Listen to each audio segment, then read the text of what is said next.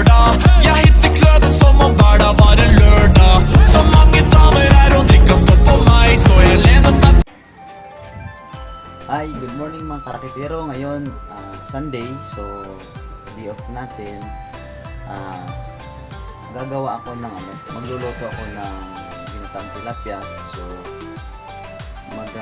harvesting ko ngayon yung luya ko na tinanim sa sa mineral water ko tinanim yun, yung pinagputulan ng mineral water, yung mga ginamit na tubig ng bata, yung empty bottle nun, tinatabi ko, pinuputol ko, tapos pinagtataniman ko ng luya dito lang sa maliit na hardin na ito. Nilalagay sa paso sa ganito kasi walang space, so dun lang yun tayo pagtaniman. Tara, punta tayo dun sa may luya ko na pinagtaniman.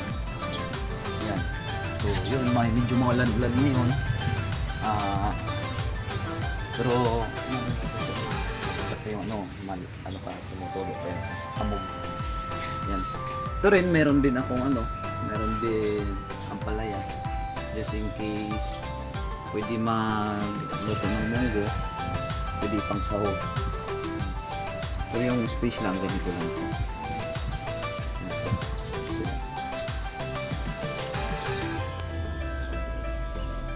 Meron din atis dyan. Yan may bunga yung atis yan,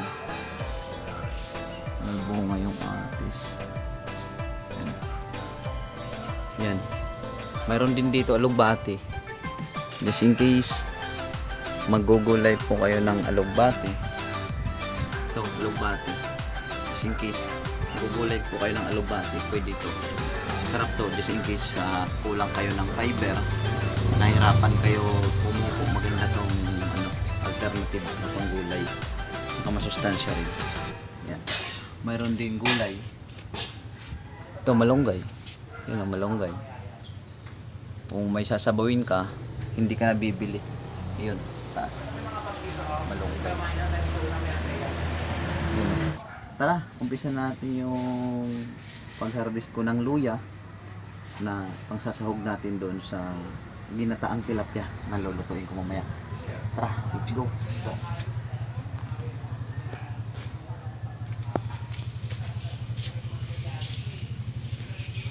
Ito po yung ito po yung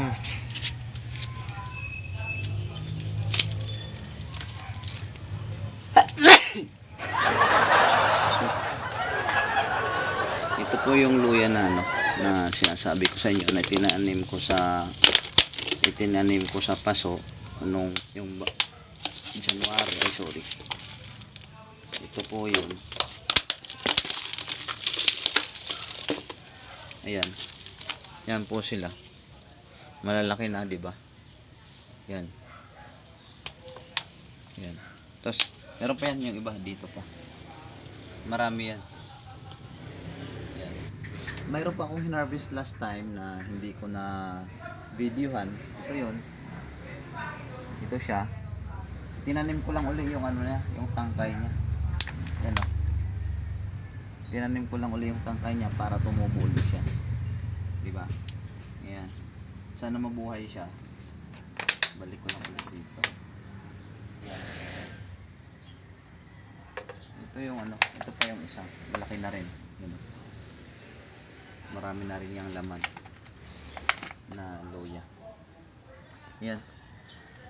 So ito muna yung kunin natin, kasi hindi naman madami masyadong kailangan ko, mga isang lang siguro, piling. Ayun,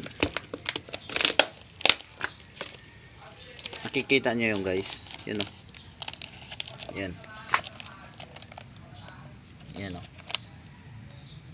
nakikita nyo yung guys, yan yung niya, laman niya. Kasi ang dami niyang dami niyang shoots. So yan yung kukunin ko na lang. Ito rin malalaki naman din to, may laman naman din siya. So yan, so ito na lang siguro na nakalitaw na yung kukunin ko. Yun.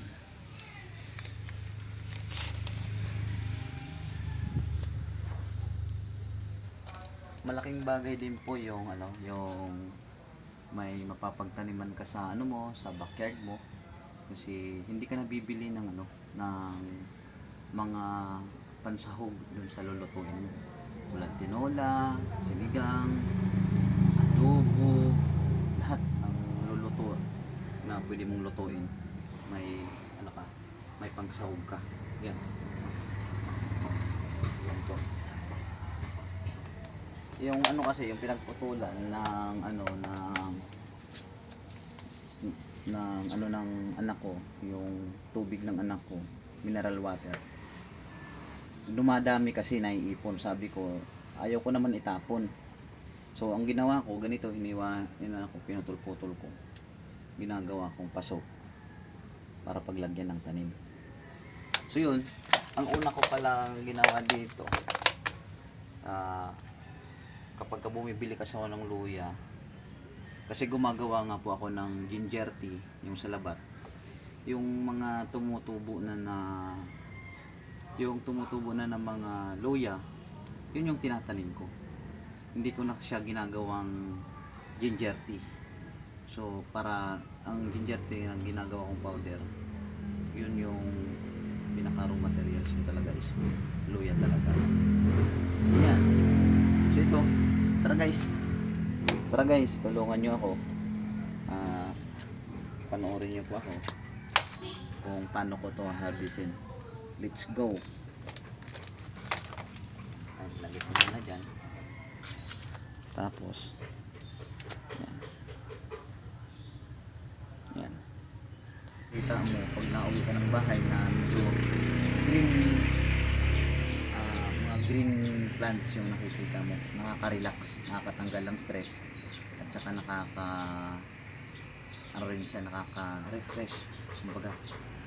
So let's go, umpisahan na natin yung pagtanggal natin ng pag-harvest natin ng luya na pang sa gagawing ginataan mamaya. Tara, abangan nyo. Tara. Problema, wala akong taga-video. So paano to? Let's go guys. Ano natin, umpisa natin yung pag-harvest natin. Ito po. Lagay ko lang yung camera. Set up muna tayo yung camera. Sarap nang walang videographer eh.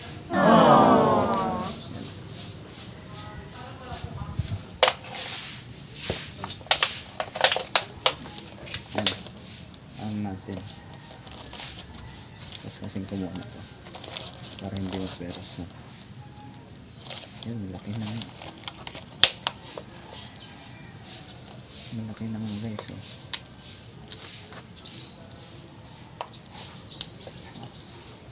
Tumutunog guys. Nakaka-adobo na ako guys. Yan, malaki na. Yan guys, ang ganda ng lupa guys. May ano, ang ganda ng lupa. May ano pa oh. May worm pa, earthworm. Yan. Ito muna yung tanggalin.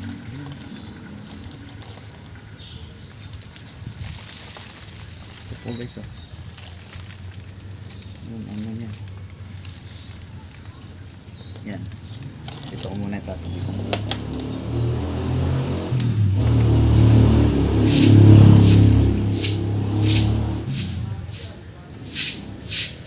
Ang ganda ng environment dito, mayroong ano, ang tawag dito, kuhol ba ito? Yun o, kuhol.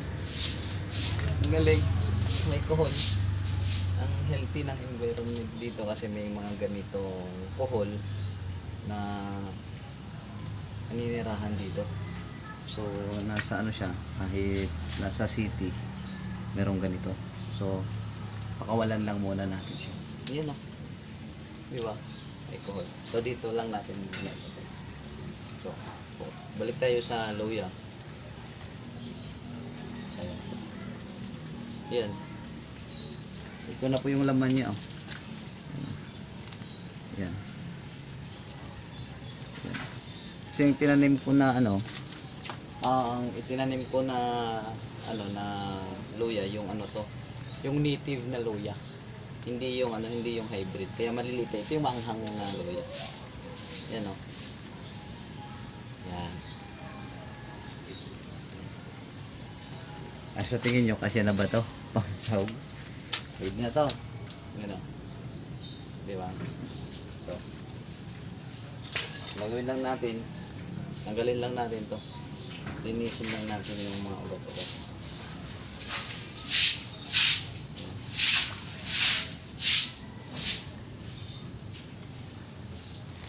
Linisin muna natin yung ugat-ugat niya.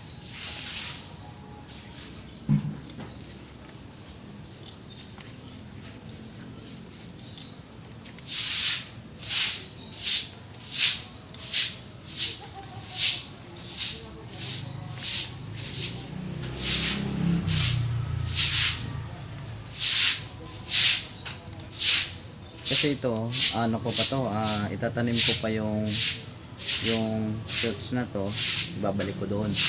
Kasi tutubo na to. Ayan po. So ang putol niyan, ito hindi ko na to kukunin kasi tutubo pa to. Hindi po ito isasagad, hindi po siya isasagad. Hanggang dito lang po. Yan, hanggang diyan lang, huwag mo isagad kasi tutubo pa yan.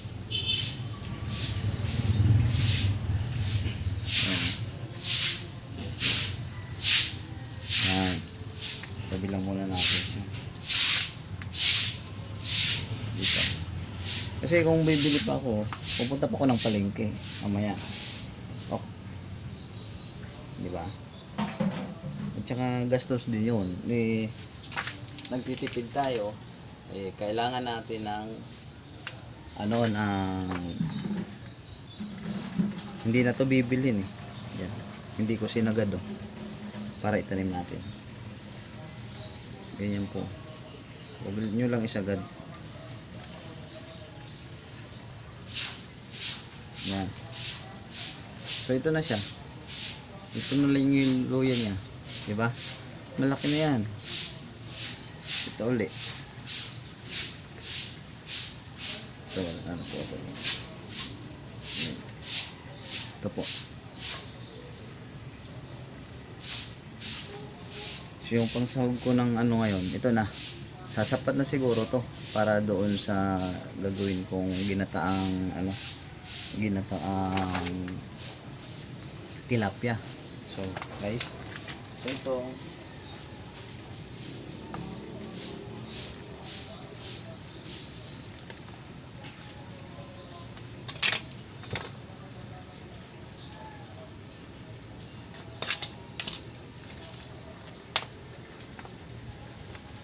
yun ang taba oh.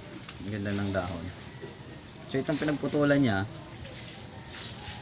tatanim ko lang uli ito. Putulan natin lang dito na portion. Putulin lang natin dito na portion para ano siya, umusbong uli siya.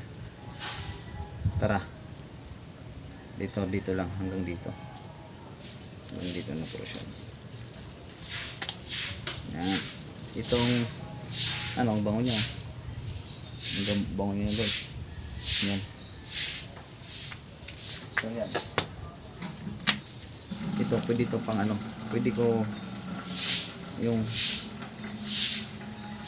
yung dahon niya pwede ko ilagay sa to dun sa gagawin kong ginatang tilapia. So ito na yun.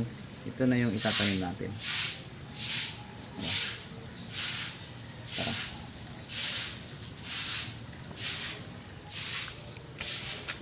Yun. So ang pagtataniman natin dito uli sa pinagtaniman niya dati. Ang gagawin natin, kukultivate lang natin yung lupa uli. Tapos yan, para lumambot. Then ano lang natin uli siya dito. Tutusok. Yan. Diyan lang uli.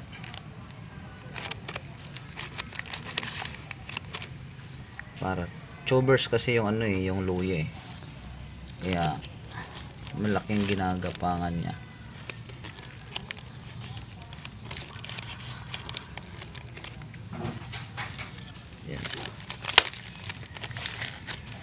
Kasi ano din ako, nag-enjoy din ako sa pagtatanim eh. So magandang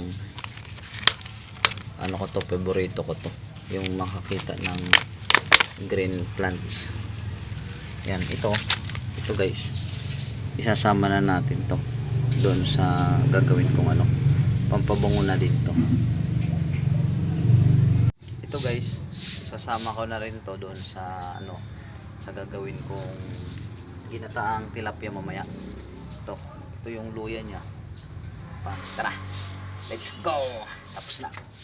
Ito, tatabi lang natin. Kasi ito pala, pinabubulok lang uli yung mga dahon dito para maging pataba din sa mga pananim. Hinahayaan lang namin dyan mabulok kasi tulad nito nasa pinakailalim na lupa na siya. So pwede ko na ilagay dito sa ano, pwede ko na ilagay dito sa mga tanim na pampataba, diba? Yun o, lupa na to, lalagay mo lang dyan. So, paano yun guys?